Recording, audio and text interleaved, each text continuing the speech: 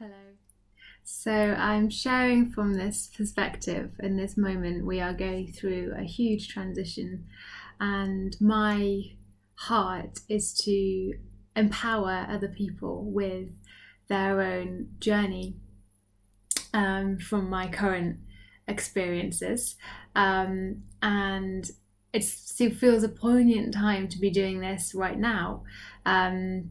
Because astrologically the moon is sitting right between Pluto and Saturn in the sky in Capricorn zodiac, which if you know nothing about astrology, it's just important to know that what we're going through now is a huge rectification of what we've built on the earth through centuries and centuries and centuries, and it's coming to a head now, as it has been doing over the hundreds of years past, because as you can tell, we've got climate scenarios, disasters, crises of people, human population, animal species, bacterial problems, small level seeds, plants, everything that exists in the smallest to the largest level, such as cities and civilizations or the Amazon rainforest, are undergoing a huge amount of transition. So when we go through that kind of change, and often if it's a difficult change, such as burning or death or pain, then we're going to have a huge amount of anxiety, and the whole of the planet is going through a huge amount of anxiety, and it is, I would say, a birthing pain, but birthing into death to be reborn into the new. So it's basically like a dying pain, and if we believe that all there is the door of death and that it's fatal beyond then living in this time is like it is hell, because we don't understand why and what's going on and the bigger picture. So I want to bring a breath of fresh air by highlighting the reality. It's not about cotton budding and candy flossing it. It's really black and white, highlighting the reality, and then breathing into that it's kind of like in yoga when you have a tension or a pain in the part of the body, and you look at that pain and you don't move away from that tension. You go right into that tension and you breathe into that space. And we're not doing all these movements over here.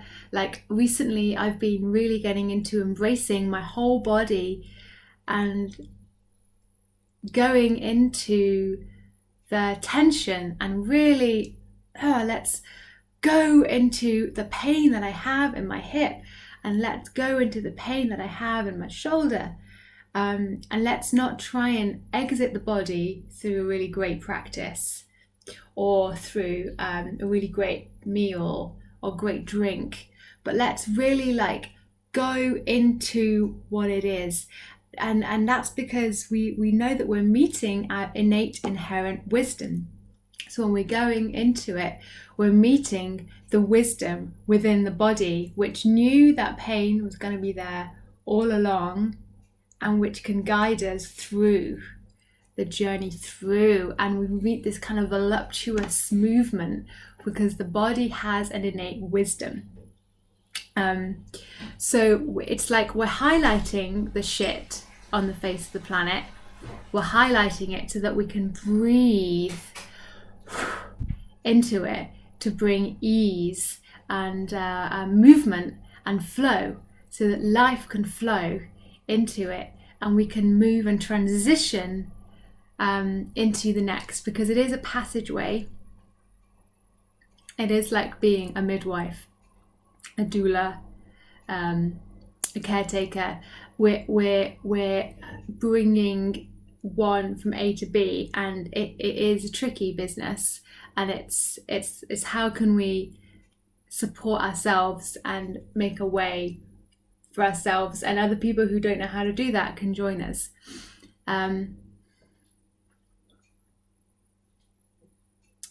So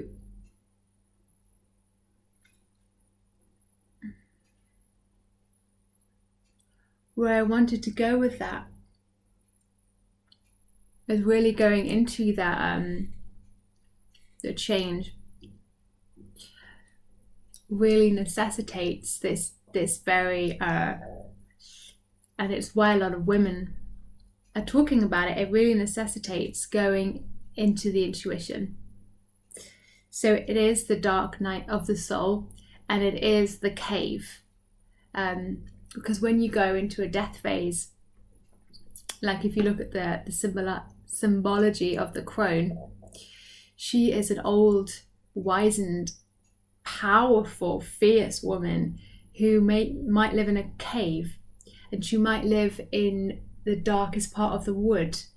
And that's someone at the end that's narratively speaking in stories, we'd have the old wizened woman, and people would be a little bit afraid of her, and she might live in a dark house somewhere and in a dark cave, and it might be hard to find her, and it's like letting go into that deep pit within, so that we can let go. And it's from that space that it's really that void space, which is a womb, which we're going into, because birth and death are one and the same thing. So believing that death is the end is our pain, because we don't understand that childbirth is pain and death is birth. So it's really the way we go through this, the transition, is the way that we're going to create the new world, the new age, the new civilizations, the literal landmass that will remain on the face of the earth after what's going to come. Because what's going to come is likely going to be more climate change, more catastrophes, more storms, and let them come, because these are the consequences of the last hundreds and hundreds of years of actions, and it needs to happen. It's like if you have food poisoning, you need to vomit it up. There's no point in just trying to like reduce it, just let it come up. I think a lot of the climate change debate is really great for inciting change and awareness, but at the end of the day, I think we've passed certain levels. I really think we are just going to keep hitting it, and it's going to keep going towards a level of extreme disaster. And what we can do now is to understand that, and to really bite it, and to take it on, and to start to change what we know drastically we need to change in our lives, so that we can create self-sustainability and sovereignty, so that we can preserve what we can preserve, so that we can make crude and candid decisions about whether we want to have children, whether there's even space to raise children, whether we want to continue to be enslaved to, maybe not enslaved, some people are, some people aren't, some people love going into the city and working for government institutions, but it's whether or not you love it or not. We have to look at it and see, are we feeding our own freedom through our own food security, and through our own housing security, and through our own inner connection with ourselves, or are we giving it away to an empire that is not honouring those attributes? I mean, truly honouring them. So we have to look at that and start to make compromises and balances, so that we can step forwards. So it's really, it comes from a place of absolute letting go, of really rooting into the intuition. There's not really any words to describe it, but it's like the darkest night of the soul embodied, because in that death, in that zone line of naught, that is where we return to, and it is our home, and the fear is the fear of well, we think we're going to lose something, but we can't lose anything, because everything has come from an original point. And we're going back into that original point, into heart of God, into our creator, into ourself.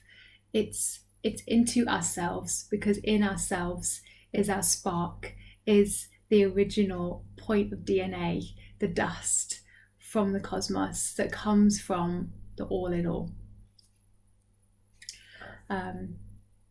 It's this huge zooming out and zooming in, I'm really trying to share, but there's not really any word to describe absolute surrender. I mean, all I can describe is experience in my own life. And I think our own life experiences and my embodiment through my life is a piece of the story that gives understanding to what's going on. And my experience is to go into the hell of emotion that I feel, and to surrender to it, and to allow it to come through me, and to find the light in it. So I can give an example, and it's not really my biggest example, because I think my biggest example is just the emotional waves that I constantly feel and have done since I was a child. And that's a bigger story. But a smaller example would be,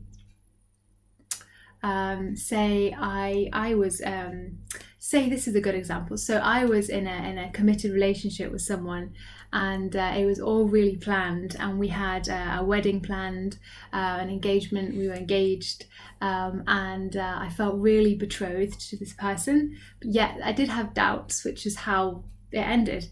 And so what happened is it ended quite abruptly, and we went through about a year and 2 years of quite, I would say, traumatizing separation, because it was over a long period of time, and it started to really affect both of us separately.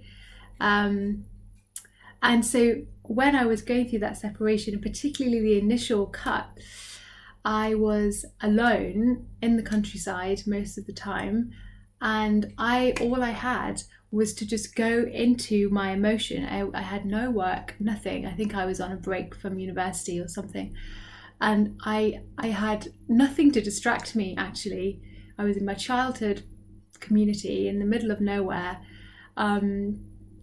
just with these huge senses of loss. I'd lost the whole family planning we'd had. I was part of a church, potentially that community, because we would need to split communities. I had lost my best friend. I had lost a shared faith. We shared our faith together. I had lost just lots of things, and I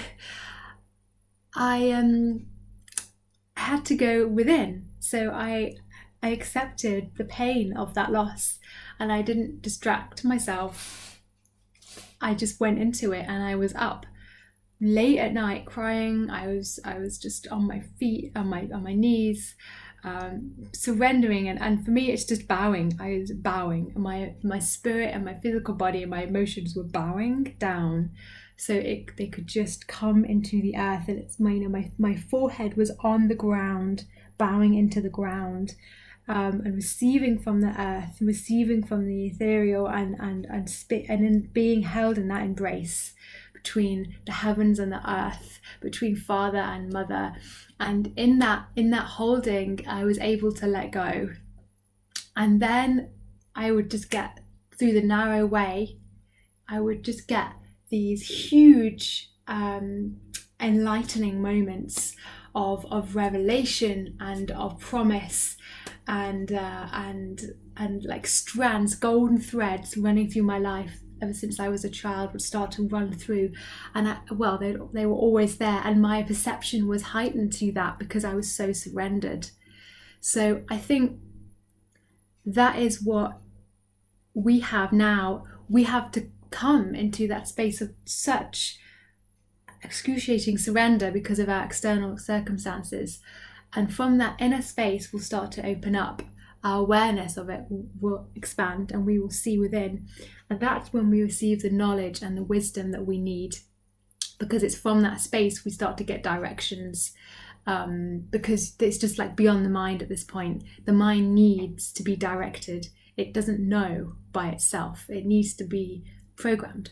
So we need to go into that space of the heart, where it's more than the heart and it's more than the womb even. It's like really just expanding beyond in that embrace. And we're squashed by the pressure. But if we can see it as an embrace between heaven and earth, then we will start to see ourselves cataclysming into this expansive orgasmic shift, and we will birth through us what is needed, and we are the vessels for that.